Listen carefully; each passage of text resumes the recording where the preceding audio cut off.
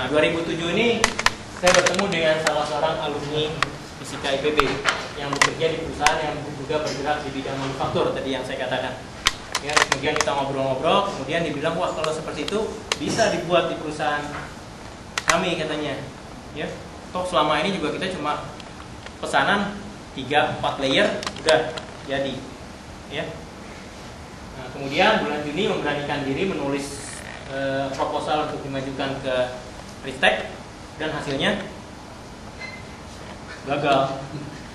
Ya. Nah, tapi saya jadikan milestone ya.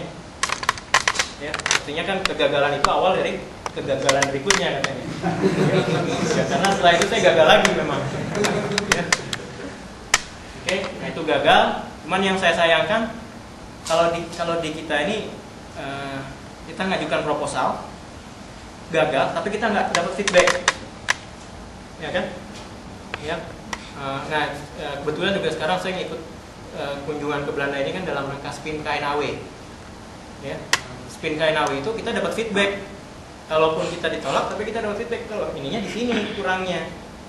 Kalau di kita itu ya sudah hilang ya hilang aja. Jadi kita nggak pernah dapat belajar gitu. Kita harus meraba-raba. Salah kita kemarin gimana ya? Apa sampulnya warnanya salah? Apa kurang berbobot? Artinya jumlah halaman kurang banyak. Ya. Kalau diminta feedback juga nggak dikasih. Minta ke siapa? Ya, kan kita tahu yang nolaknya siapa, reviewer sekian. Loh, kita kan ngirim dirahasiakan. Line review. Line. Ya kita kirim ke Dikti. Dikti kasih tahu bahwa kadang-kadang kalau kita nggak dapat ya sudah nggak dikasih tahu apa-apa, yang dikasih tahu yang dapat. Ya. Nah, itu agak apa? Kalau menurut saya kurang bilang gini, Pak, itu mungkin menjadi sebuah catatan yang penting sekali untuk ke depan ya. Iya benar. Kalau nggak salah saya membaca tadi biodata Bapak kan salah seorang yang apa ya Pak ya, punya inilah brand yang kedudukan di PB gitu Pak ya. Oh nggak punya saya. Segera diralat. Maksud saya kalau begini terus ke depan ya. Ya tapi kalau saya tetap optimis bahwa ke depan pasti ada perubahan. Ya pasti akan berubah. Sekarang saja sudah banyak yang berubah ini. Masih ada itu. Kenapa? Masih ada Pak, masih ada.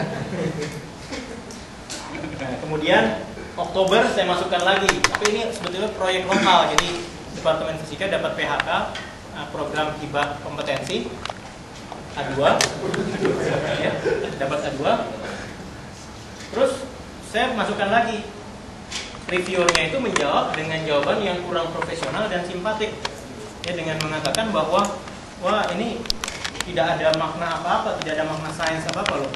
Saya pikir ini saya sudah publikasikan di satu jurnal ilmiah, kok tiba-tiba sang reviewer mengatakan bahwa ini tidak punya konten ilmiah. Bukan bidangnya dia itu Pak. Nah itu juga salah satu masalahnya, bahwa yang menjadi reviewer di kita mungkin orang yang sebetulnya jauh dari bidang yang teliti. Kalau di Spin yang saya tahu ini, mereka mengirim kepada orang nggak harus di Belanda, bisa dikirim ke Jerman, bisa dikirim ke Amerika, bisa dikirim ke mana. Yang penting orangnya sesuai dengan bidang yang kita ajukan. Ya, saya nggak tahu apakah itu terjadi atau tidak di kita, saya kurang tahu. Tapi kalau saya sinyalir dari jawaban yang tidak profesional dan kurang simpatik ini, kemungkinan besar karena itu tadi, ya, karena kurang cocoknya bidang reviewer dengan yang di review. Oke, kemudian bulan November tahun 2007 bekerja sama dengan bagian fisika terapan Departemen Fisika IPB menawarkan ke mahasiswa topik mengenai fabrikasi kristal prototipe. Bedanya scientist dengan politician kan? Ya. Oke, bisa lanjut? Bisa. Nah, kemudian Februari kita dapat masalah. Ya, pekerjaan harus selesai karena terjadi problem internal di perusahaan. Ya udah hopeless ya. Katanya alat-alatnya mau dijual, mau dilelang. Ya.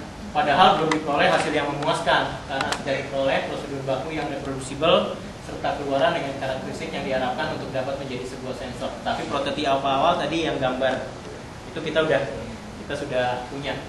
Nah, Agustus alumni yang dimaksud terdaftar sebagai mahasiswa program S2 Fisika dan kembali diperoleh informasi bahwa perusahaan tempat bekerjanya sudah mulai beroperasi kembali setelah ada manajemen baru. Alatnya masih ada. Alatnya malah yang baru sekarang mereka beli. Ya. Oke, September melalui serangkaian diskusi disepakati bahwa realisasi bisa dilanjutkan dan difokuskan pada pengembangan apa yang telah diperoleh sebelumnya, yakni dengan menyempurnakan cara karakterisasi, karena yang S1 tadi buruk sekali cara karakterisasinya.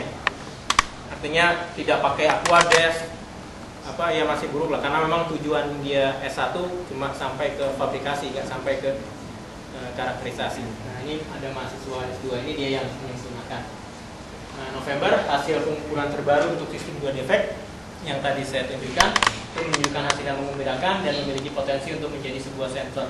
Nah, penelitian selanjutnya diarahkan untuk menghasilkan sensor konsentrasi gula dalam tebu. Tapi yang 2 defect tadi sebelum ditunjukkan ya Pak? Yang mana? Yang tadi ditunjukkan itu 1 defect atau 2 defect? Ini 2 defect juga? Ini. Oke. Ini yang 2 defect.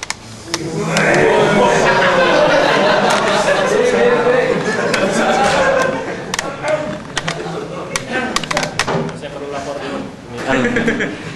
Al-Hadar. Security. Oke. Nah, bulan Januari menawarkan topik, ini bulan Januari yang kemarin, saya tawarkan topik pada seorang mahasiswa S2 biofisika membuat simulasi sistem 3 defect, karena saya pikir mungkin penambahan 1 defect itu bisa menjadi fine tuning.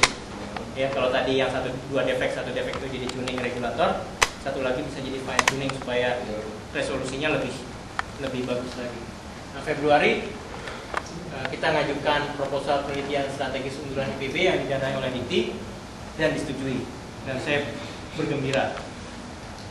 Ya, Dapat feedback. kenapa? Ya, dapat feedback. Oh enggak dapat feedback. Ya, feedbacknya proposal disetujui. Udah, itu aja feedback. Itu aja yang diharapkan. Nah, Maret ini kita ketemu di Delft. Oke. Jadi kesimpulannya, kalau misalnya hasil dari pekerjaan ini bisa dianggap sebagai prestasi yang cukup baik, ya, maka itu pasti karena bantuan Tuhan ya. Kemudian juga karena kita punya motivasi dan kita juga punya teamwork dan kita juga punya networking, dan yang paling penting adalah ya, selalu ada cahaya di ujung terowongan ya. Kalau tidak ada cahaya namanya goa. Artinya cuma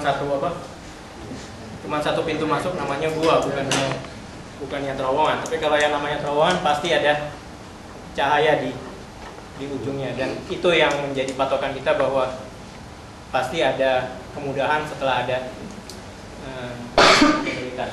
Ya. Nah, ini diambil dari Facebook saya, jadi mudah-mudahan hasil dari presentasi juga bertambah banyak teman saya di Facebook, ya. Atau yang untuk punya akhirnya jadi punya. Tuh, pikir.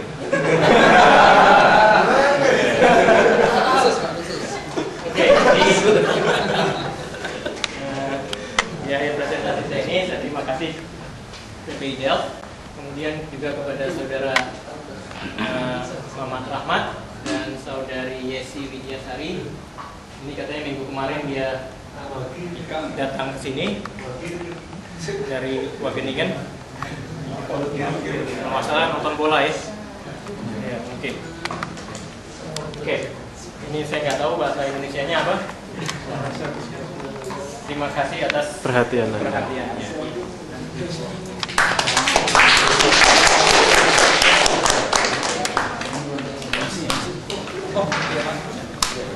Kalau ada pertanyaan langsung aja silakan. Mungkin Marwan.